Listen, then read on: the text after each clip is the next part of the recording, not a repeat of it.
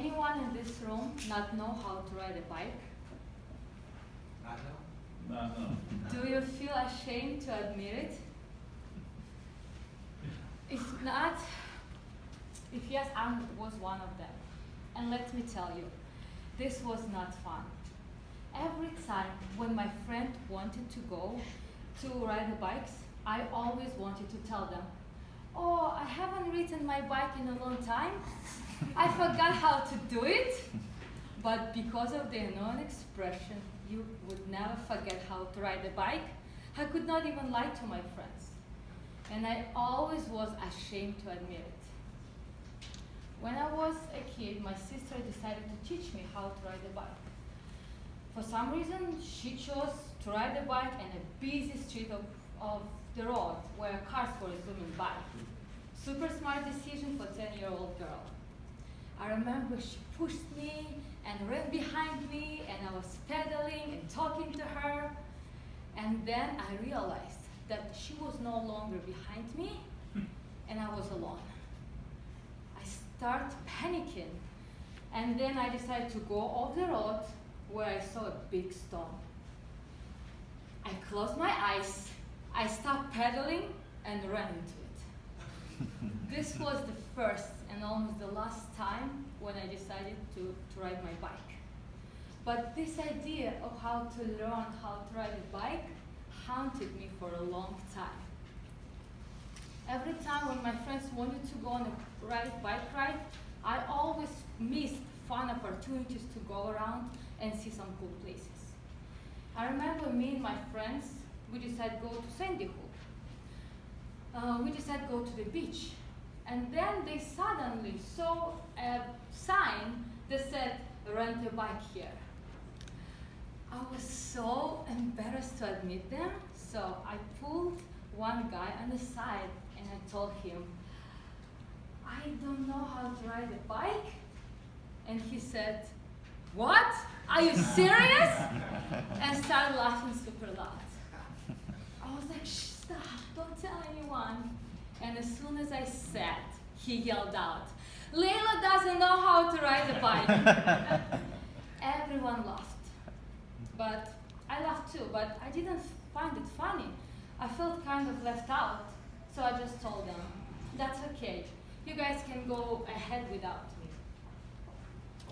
A few months later, I was sitting at the bar, and a lady sat next to me.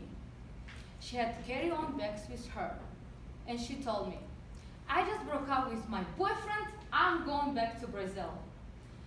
And she asked me to find a hotel, to cheap hotels nearby.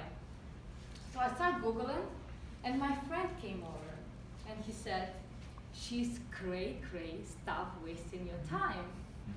I felt bad because I could be in her situation. So finally, she found a hotel and called for the cab. I offered to help her with her bags. And then we went outside. She unlocked her bike and she told me, this is my baby. I'm going back to Brazil. This was with me everywhere. And I wanted to give you this bike because you are so kind. I was so pleased. But I couldn't tell her that I don't know how to ride a bike. So I accepted her gift. So this bike collected a dust for about 2 or 3 years. The only thing I did, I moved this bike from one side to another side when I cleaned my apartment. And I moved this bike with me from West Harlem to Brooklyn and from the Brooklyn to Harlem. This is not the way most people use bikes. This was a message telling me that this was time for me to learn how to ride a bike. One morning, I woke up super early and I went to the Hudson River to practice riding. One foot was on a bench and another was on the pedal. So this time I didn't have my sister to stay balanced. So I pushed up the bench and I started going. And I was going super fast. My hands got sweaty. I was so excited and nervous. I felt like my glasses slipped over. I decided to adjust them, lost balance, and fell. It was so bad, but I was like, on a bench and pushed off. I kept practice, and by the end of the summer, I was able to ride my bike from the West Harlem to Coney Island. Another time, I biked my bike from the Bronx to New Jersey, and later, I biked from West Harlem to Bear Mountain. One day, I rode 50 miles. I stopped taking the trains. Every time when I needed to go somewhere, I was Googling roads rather than train stations. I fell in love with New York again. I felt very confident to ride my bike anywhere in the city, even while wearing a dress and high heels. All my weekends started to be more fun. However, this year in March, I was taking my bike from the east to the west side on 125th Street. So New Yorkers know how busy the street can get. There was one lane for the buses. I rode my bike with the buses, but made sure I stayed close to the parked cars. I was going super fast. In front of me, a person opened their door to get out. Thankfully, they closed an exact moment I was passing by. I missed a serious collision for half of the second. So if you ever get out from the car, please check a side mirror to make sure if it's bike coming by. Thanks. The next day, I went to the bike again, so fate wasn't going to put stop at my fun. Looking back, I realized how much I have accomplished in a small period of time.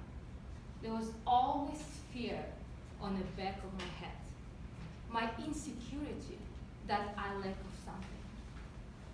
And when I accomplished it, I always felt left out. But when finally I accomplished it, I felt so happy.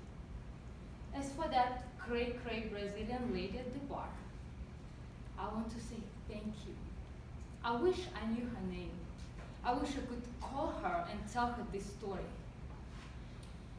Ladies and gentlemen, I would like to take a moment and ask you a question. Is there anything that you would like to learn or improve, but you hesitate to take the next step? Is there anything that you would like to acquire, some skill sets such as programming, but you haven't taken a course yet? Or if you want to learn a new language, but you haven't put any effort? Or your icebreaker speech, that's so scared to even start. Based on my experience, anything is possible. Sometimes we need to conquer our fears in order to move on. I hope my story can inspire someone to achieve their goals you have postponed. Balance yourself. You will be on the right spot if you keep your feet on the pedal and move forward. Thank you.